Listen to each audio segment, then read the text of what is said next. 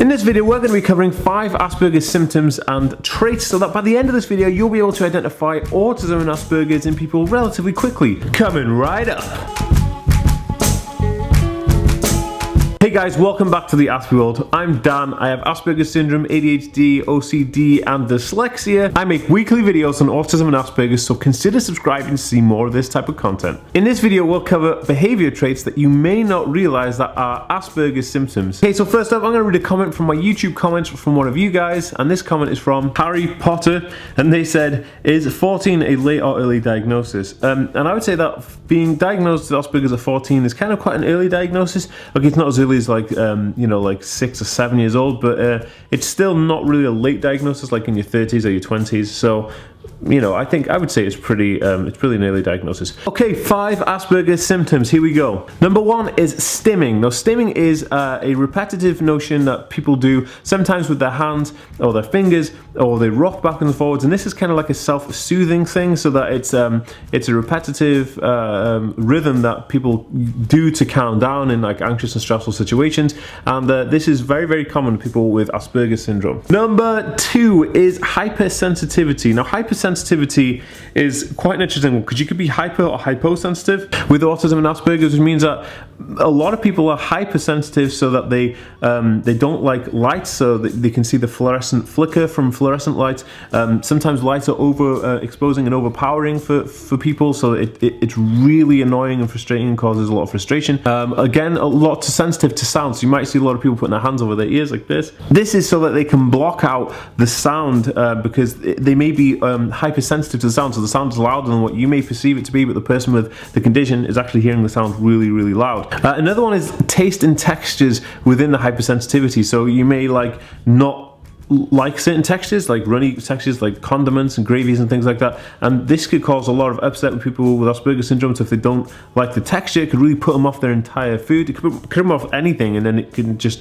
escalate into a very big episode of uncomfortableness. Guys, if you are interested in knowing how I became confident and got that BDE energy, then make sure you download my free Autism Building a Bulletproof Brain starter kit. You can go to bulletproofbrain.org right now, click the card here, link in the description or in the bio, or you can just go to bulletproofbrain.org, make sure you put www before it, and download the free checklist starter kit right now.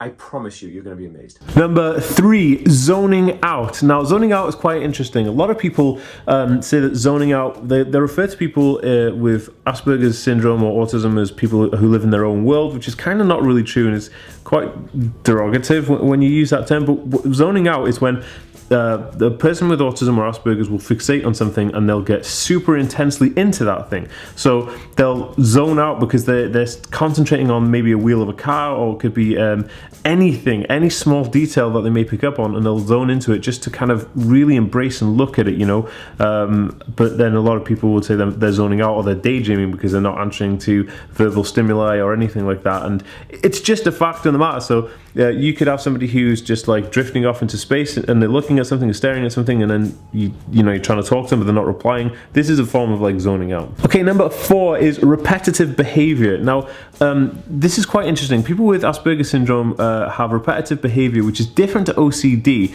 So repetitive behavior would be someone who has to do something in a routine. So every single day they have to get up the same way, they have to do the same thing every single day. They'll probably eat the same foods very often, or the same food every single day. They'll like to watch the same programs all the time. They'll like to read the same books over and over again. They may want to walk to town the same way. They may want to just everything, they like the pattern of everything, a repetitive pattern of stuff. So if you find somebody that is very much stuck in this repetitive pattern, this could be the reason why. And repetitive patterns for people with Asperger's syndrome give them a sense of comfort and relatability, so they can relate to the fact that they are doing those things and it's comfortable and it's familiar, because again, unpredictability is a causing factor for anxiety and can scare people with Asperger's syndrome and autism. So this is why repetitive behavior doesn't have any ambiguity in it. It's welcoming. You know exactly what's going to happen, and therefore it's safe. It's good. It's not anxious. Okay, so number 5 is poor social skills. Now, social skills are something that people pick up on throughout their lives, and they learn this as they grow, as they become friends with people in school and become around more social situations. But unfortunately, because it's part of a communication section of the brain, people with autism and Asperger's, it doesn't really mend that well for them, and it doesn't really create those opportunities to learn those outcomes. So somebody with Asperger's syndrome probably wouldn't be very good at making what they call small talk. So they wouldn't be good at knowing when it's their turn to talk in a group. So there's a group of people talking, you know, they wouldn't know when to wait their turn or when to stop talking. Sometimes people with Asperger's syndrome will just talk about their topic consistently for hours and hours until someone says, hey, you know, you need to stop, because it's not knowing those boundaries of where to stop. People with autism or Asperger's syndrome also may not have a filter. So I know that I say things that may seem like harsh or rude or crude, but it's not supposed to be. You know, it's trying to figure out where that filter, where that boundary is, that social boundary, I guess. But these are things you're supposed to unconsciously kind of pick up just through learning. But this is difficult for people with autism and Asperger's. So somebody who's really bad at making small talk or can't really communicate that well, again, this could be another Asperger's or autism trait. I'm going to give you guys a bonus one here. So this is number 6. So this is kind of not within the main one, but I thought it would be really cool to just check in here as a bonus one for you guys, because you're watching this video, you give me the time, super awesome. So number 6 is going to be social anxiety.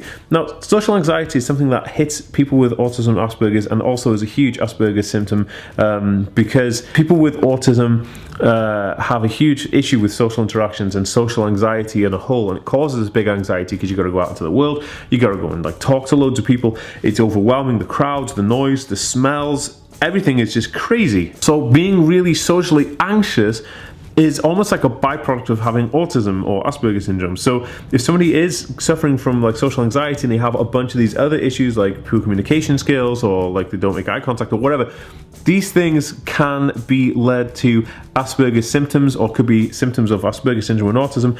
And I would say that if you find like 3 to 5 Asperger's symptoms in your person's behavior patterns, or the person you're looking at, or the person you know's behavior patterns, I would say that maybe it'd be a good idea for you to say to them that, you know, they should go and seek a diagnosis, because or see some professional help, because there may be some help available for that person to make their life a little bit more easier. Hey, if you are interested in having one-on-one personal coaching by me on your autism and ADHD, then all you need to do is go to the link in the description down below. If you're watching on Instagram, you can just comment the word coaching and I'll DM it to you automatically. Or you can just go to theaspieworld.com/coaching, and you can fill out the form and we can start working together. I get lots of requests like this, so I just wanted to put it in this video. Okay, guys. If you'd like to learn more about autism and Asperger's, please make sure you hit that subscribe button above here. To see my last video, it's over here. And here is a video that YouTube think you will like. I'll see you next time, guys. Peace.